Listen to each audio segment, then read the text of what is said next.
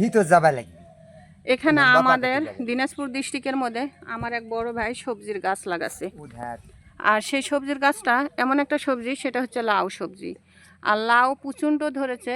কারো যদি প্রয়োজন হয় বেশি দূর আসতে হবে না, ডুগডুগি হাট আমাদের এখান থেকে একটু 5 টাকা ভাড়া দিলে পশ্চিম দিকে গ্রাম চকরপাড়া আসলে লাউ নিতে পারবেন। কোনো অনুষ্ঠানের জন্য এবং বিয়ার আয়োজনের জন্য, যে কোনো কাজের জন্য আপনারা লাউ নিতে পারেন।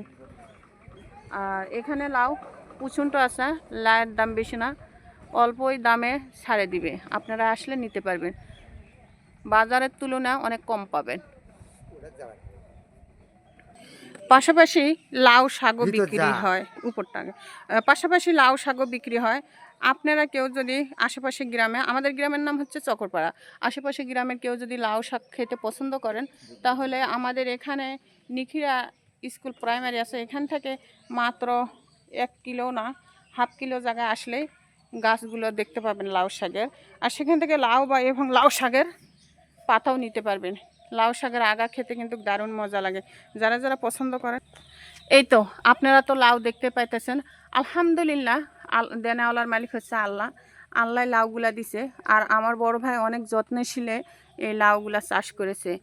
এখানে অবশ্যই আপনারা মনোযোগ দিয়ে ভিডিওটা দেখবেন এবং আসবেন নিতে, আসলে কিন্তু ঠকবেন না, অবশ্যই লাউগুলো নিতে পারবেন।